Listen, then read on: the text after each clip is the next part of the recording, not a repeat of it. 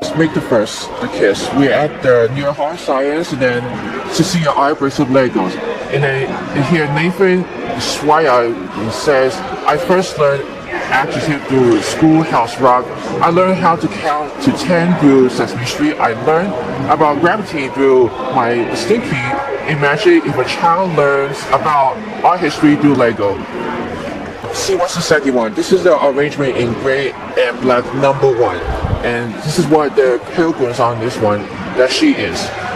This exhibition engaged the child in all of us while at the same time highlighting specifics and complex concepts. I use Lego in my art because the toy is acceptable. Changes are you probably don't have a slab, a marble, or a chromatic peel and at home, but I bet you have some Lego bricks.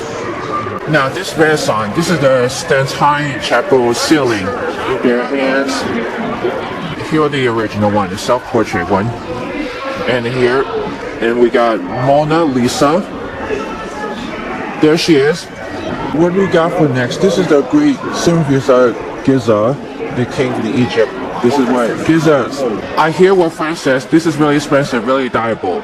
This is their face mask. It turns red. Can you see the face? It's right here. I'm going to show you this one. And this is what. I used dozens and dozens of photos I had from all angles to use as a basis. What's next one? This is the dinosaur skeleton. And here's the one-to-one. And here it is. This body, where you get bones under here.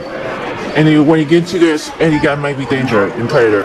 This is flip-flop. Right here, right on the wear foot. And after flip-flop, this is the red towel.